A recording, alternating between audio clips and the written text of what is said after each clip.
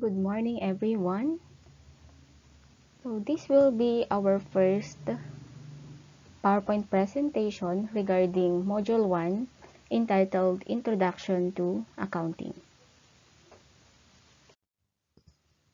So at the end of this module, students should be able to, number 1, define accounting and explain its role in business. Number 2, explain the fundamental concepts and principles. Number 3, identify the users of financial information. And number 4, analyze the business transactions and phases of accounting. So accounting is often described as the language of business because it is the medium of communication between a business firm and the various parties interested in its financial activities. It involves the systematic recognition, measurement, reporting, and interpretation of data that are related to the financial activities of a natural or artificial person. So the management of the firm, its owners, creditors, employees, investors, and the government have particular interest in the financial aspects of a business organization. So, see this figure. Okay, it's very clear. Okay, yung ating accounting gives financial information, okay, to these users of financial reports. Okay, for what? For their decision making. So don't forget this figure. So let's now discuss the definitions of accounting. So what is accounting? It is a system that measures business activities, processes that information into reports, and communicates these findings to decision makers. Accounts are the records in which financial data is recorded. Keeping accounts helps to keep track of the flow of business transactions, often expressed in money terms by showing where it came from and how it has been spent. Okay, so accounting or having knowledge of accounting is very useful not only to the accountant but also to anybody who is engaged or interested in business. So as a student class, okay, some of you are interested in business. That's why you enrolled in the business administration course. So, ano man ang major mo, marketing, financial management, operations management, human resource, okay, you still need those concepts of accounting. Okay, this is the reason why courses in basic accounting are required of all business students, whether they intend to major in accounting or not. The success of anyone who is engaged in a field of business, such as, okay, meron tayong tinatawag na financial management, general management, okay, marketing, entrepreneurship, okay, it depends to a great extent on his ability to understand, interpret, and use this information contained in the financial statements. So, sinabi dito, yung accounts, diba? You have to keep those accounts which can help to keep track of the flow of those business transactions. Let's now compare bookkeeping versus accounting. So bookkeeping, it is the mechanical task involving the collection of basic financial data, and it ends when the basic data have been entered in the books of account. Yung tinutukoy na financial data here, okay, are coming from your business transactions. Okay? So, after analyzing those transactions, and then you made some bookkeeping or what we call the journalizing, okay, you entered in the books of accounts, that is what we call the bookkeeping. Okay? On the other side, class, accounting encompasses summarizing, interpreting, and communicating the financial information. It means that accounting, after analyzing business transaction, you need to summarize that one. Okay? You need to prepare what we call a financial statement, which are balance sheet, income statement, statement of cash flow, statement of changes in equity, and the notes to financial statement. After that, okay, you need to interpret what are the results of the financial statements and then communicate it to the users of financial information. So those are the comparisons of bookkeeping and accounting. In accounting class, we have three important activities, namely identifying, measuring, and communicating. Okay, let's discuss identifying. So this is the process of analyzing events and transactions to determine whether or not they will be recognized. So only accountable events are recognized. So in here, we will be conducting some analysis, okay, with those transactions, okay, and check what are elements of accounting affected, and then you'll determine if they are accountable or not. So those are activities from identifying. Measuring naman, it involves assigning numbers, normally in monetary terms, to the economic transactions and events. So we need those monetary terms, okay, for us to know what are the values to be reflected in our financial statements. And then communicating, it is the process of transforming economic data.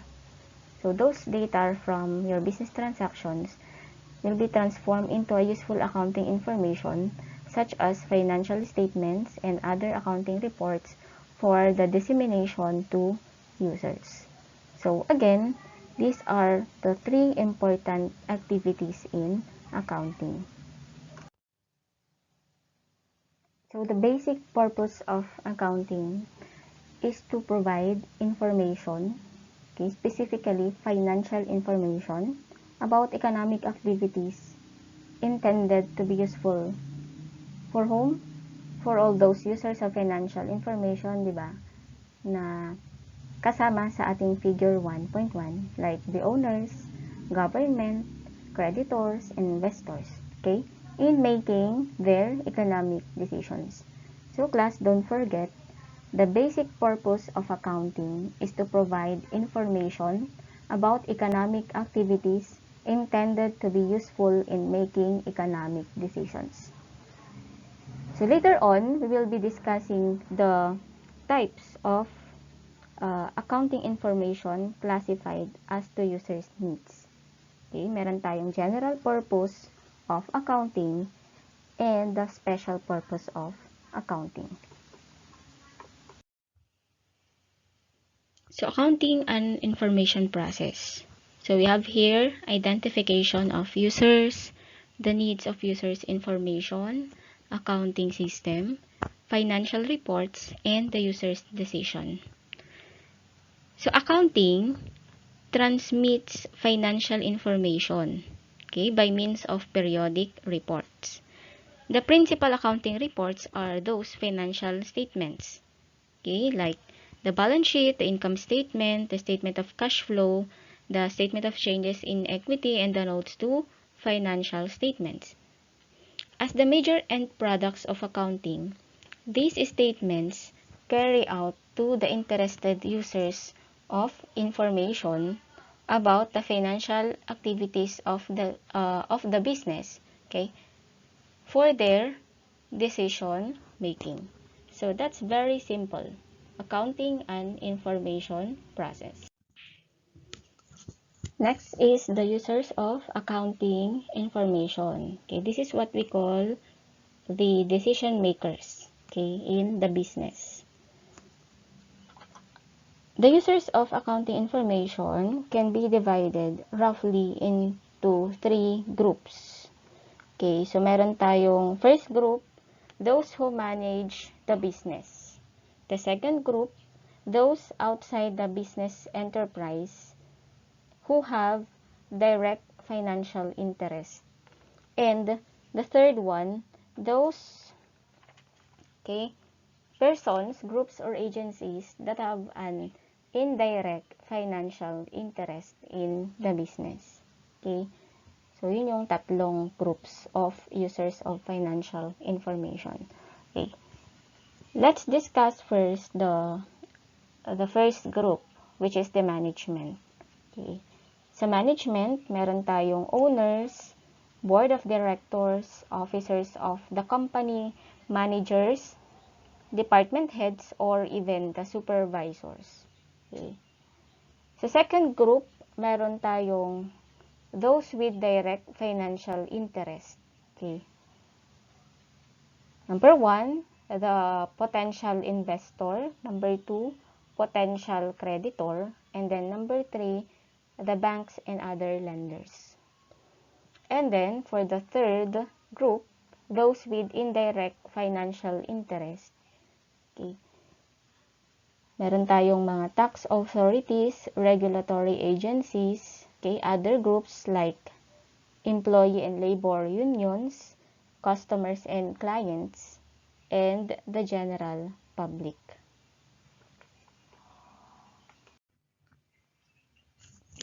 So in this slide class, we have here the common users of financial informations.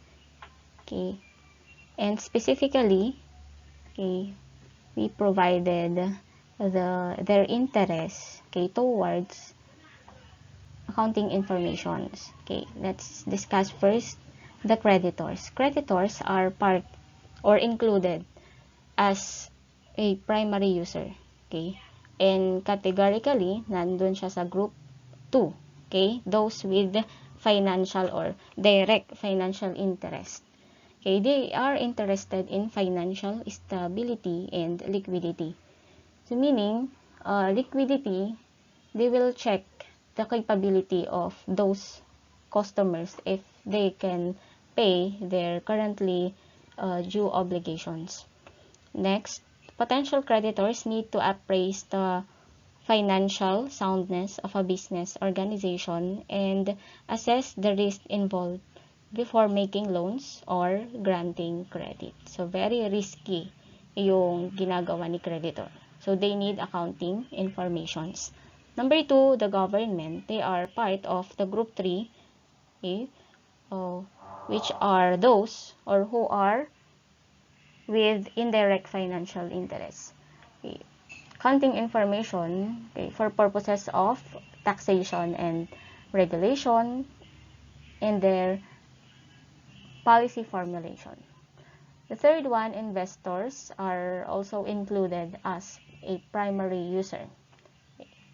Categorically, andun sila sa group 2, okay, interest with the direct financial interest. Okay, they are interested in the business performance.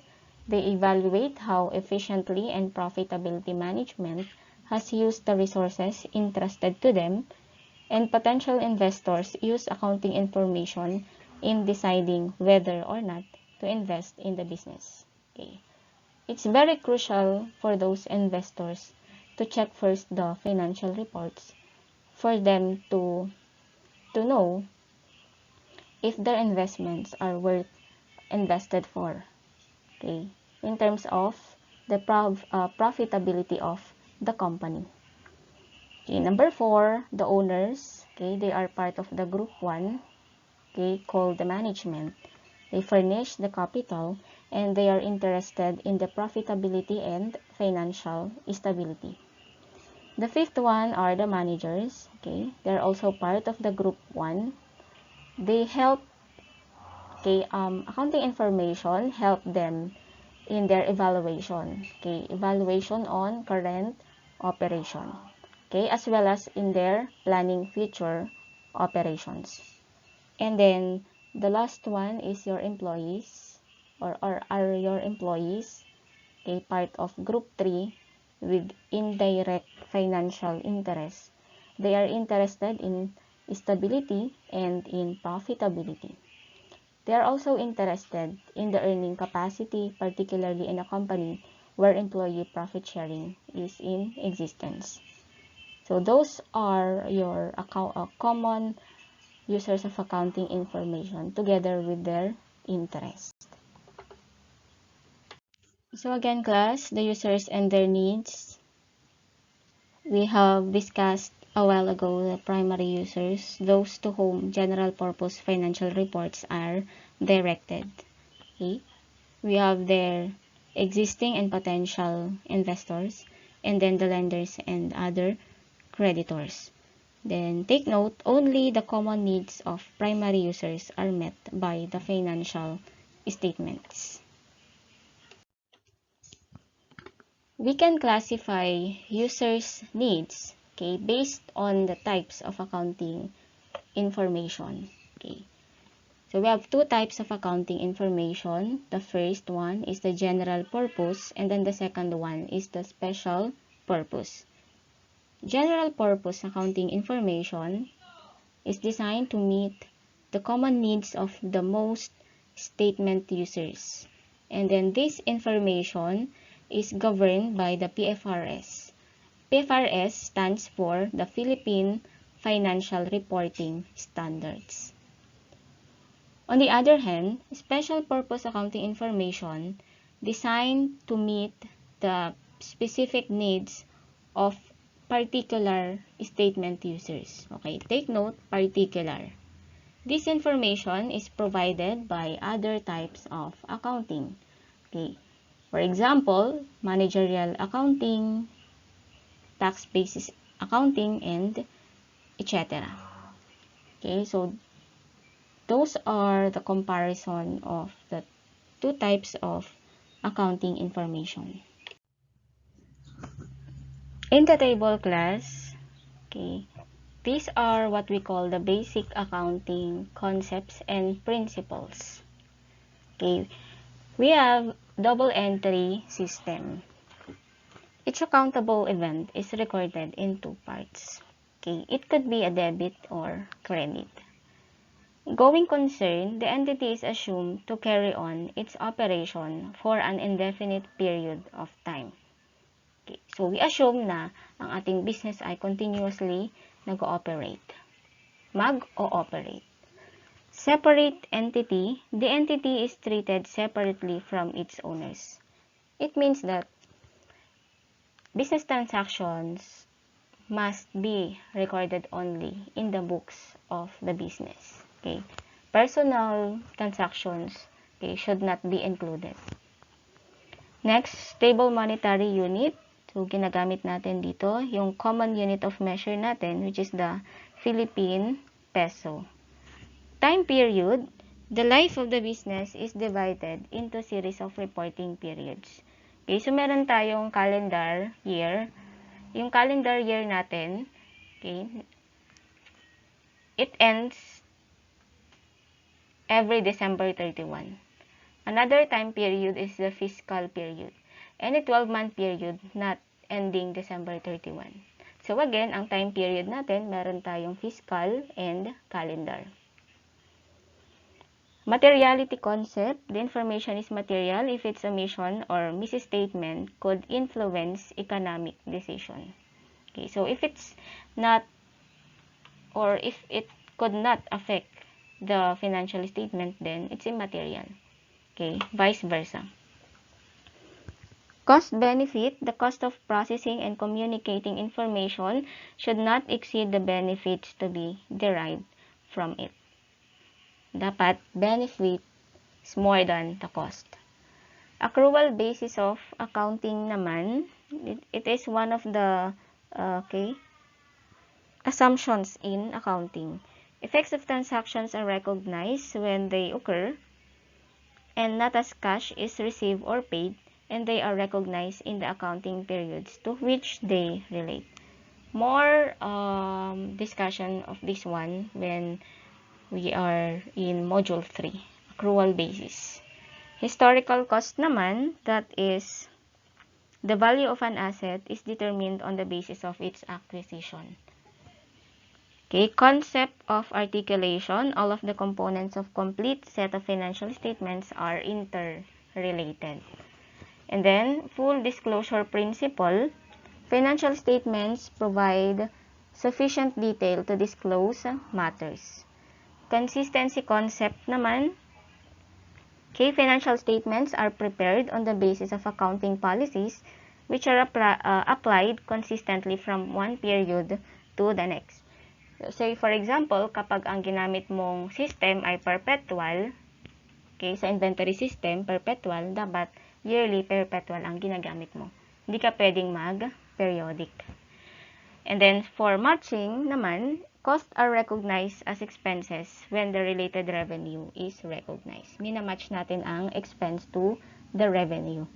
Residual equity theory, okay, this theory is applicable where there are two classes of shares issued, ordinary and preferred. Okay. So, ito, related siya kay equity or capital. Fund theory naman, the accounting objective is the custody and administration of the funds. Realization, this is the process of converting the non-cash assets into cash or claims for cash. Prudence, this is what we call the conservatism. The inclusion of a degree of caution in the exercise of the judgment needed in making estimates required under conditions of uncertainty. So, sometimes sa accounting, pinakailangan nating mag-estimate. Okay? So, ang tawag natin dito, that's conservatism or prudence. So, ang GAAP naman natin, this is what we call the generally accepted accounting principles. Okay? Again, GAAP stands for generally accepted accounting principles. It is the uniform set of principles, rules, procedures, standards, and guidelines of financial accounting and reporting. As in many other areas of human activity, a number of specialized fields in accounting have evolved as a result of rapid technological advances and accelerated economic growth. The most important accounting fields are described briefly in the following branches of accounting. So, for the business administration students, okay, so kayo yun, you only have this financial accounting subject. But when you are in the accountancy course, all these branches of accounting will be part of your curriculum. Okay, so let's discuss them one by one, okay, for your information and syempre para magkaroon din kayo ng idea kung ano ba yung focus ng mga branches na to. But for our subject, financial accounting, focuses on the general purpose financial statements. Okay, so asahan ninyo na after natin ng prelim and midterm, okay, you are now able to interpret those financial statements. Okay, the management accounting naman, it focuses on special purpose financial reports for use by an entity's management. Lahat ng mga internal transactions, okay, makikita nyo dyan sa management accounting. Cost accounting, the systematic recording and analysis of the cost of materials, labor, and overhead incident to production. Okay. Auditing naman, the process of evaluating the correspondence of certain assertions with established criteria and expressing an opinion. So, ito yung mga ginagawa ng mga auditors. Okay. They expressly presented the financial statements fairly. Like that. And then, tax accounting naman, These are for the preparation of tax returns and rendering of tax advice. Okay, madaming mga revenue regulations na titignan as a guide for the tax compliance. And syempre, yung mga BIR forms, okay, like 1702, mga 2550, monthly, quarterly, and yung mga income taxations. And then lastly, government accounting. It refers to the accounting for the government and its instrumentalities, placing emphasis on the custody of public funds, the purposes for which those funds are committed, and the accountability of the individuals entrusted with those funds. Okay, so marami tayong mga government agencies, okay, sila po dito yung kasama for accounting. Meron silang tinatawag na mga MOOE and other accounts, okay, na ginagamit for the government. For us to know, class, how to deal with the accounting process, we need to know first the definition and the characteristics of business transaction. Okay, business transactions are events that increase or decrease the economic resources and obligations of an entity, which will affect an entity's present and future economic benefit. Okay, the characteristics of a business transaction. Okay, number 1, it must be for a sum certain in money. Number 2, it must be supported by genuine source documents. And then number 3, it must have twofold effect on the elements of accounting, okay, which are assets, okay, liabilities, and capital. For example, we have here a transaction, purchase of office supplies, 10,000 pesos cash, evidenced by official receipt number 12550. Okay, for the sum certain in money, okay, we will check, okay, the monetary value there is 10,000 pesos cash. Genuine source document is the official receipt. And then, the twofold effect is that when you purchase office supplies, asset is increased. And then, when you give the payment of that office supplies, asset is decreased due to the payment of cash. So, since all of the characteristics are present in this transaction, okay, so this is what we call a business transaction. Accounting as defined covers 4 distinct constructive and mechanical functions or phases of the accounting process. So we have recording, classifying, summarizing, and interpreting. Okay. So in each function or the phase of accounting, we will discuss the different documents needed, okay, to accomplish this phase of accounting process. Okay, let's discuss the first one, recording. Recording this phase translates the financial transactions and events into written accounting data. It deals with writing on the books of or records of business transactions or events. Okay, yung tinatawag nating book na to, okay, this is what we call the journal. And then the term journalizing is used because transactions are recorded in the books of original entry known as the journals. So we have two kinds of journals, general and special. General journal used to record all kinds of transactions, while special journal used to record transactions which are repetitive in nature. So this is an example of a general journal. You have there the date, the particulars, the posting reference, then the double entry system, the debit and the credit. The second phase of accounting is the classifying. Under this function, similar and interrelated functions and events are sorted or grouped together into their respective classes. Okay? So this phase is performed by posting to the ledger. And this ledger is also known as the book of final entry. Kung kanina sa journal, that is the book of original entry. Okay? Dito naman sa classifying, we will use this ledger known as the book of final entry. So don't forget that.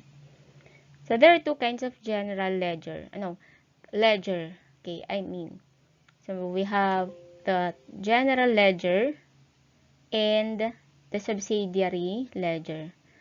General ledger is the principal ledger that contains all of the balance sheet and income statement accounts, while for the subsidiary, it is the ledger containing individual accounts with common characteristics.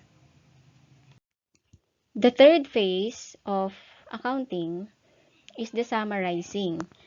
At the end of a certain period of time, which can be a month, quarter, or a semester, or a year, owners of the business or other interested users of accounting data ask the accounting information about the condition of the business. So the accountant groups and summarizes the details of the data in the accounting records, okay, by preparing these financial statements. Okay, we have 5 sets of financial statements. Okay, we have here the balance sheet, that is to measure, it shows the financial condition or financial position of a business at a given moment of time. So makikita mo dito yung asset, okay, liabilities, and equity. The second one is the income statement.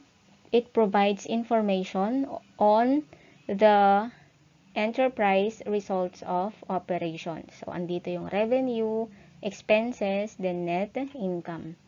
Statement of changes in equity, it provides information on the changes, okay, increases and decreases in a business entity. So, pwedeng investments, withdrawals, net income or net loss, or even some capital adjustments. Statement of cash flows, okay, it provides information about cash receipts, cash payments of a business entity during a specific period of time. So, for this cash flow, meron tayong 3 activities, okay, namely operating, investing, and financing activities. And then for the fifth one, we need some disclosures for the first 4 financial statements. Okay, we need to prepare the notes to financial statements. Okay, so yan po ang mga nakikita natin sa phase of accounting na to, summarizing. And then, class, last phase of accounting is what we call the interpreting. So, due to technical and specialized nature of accounting, reports must be submitted by the accountant, okay, for further interpretation, okay, as a guide for the management and other users. So, meron tayong mga tinatawag na financial ratios, okay, to check the liquidity, the solvency, profitability, and the financial flexibility of the company. And also, in this phase of accounting, plans and actual performance are compared, variances are determined, analyzed, and corrective measures are undertaken when necessary.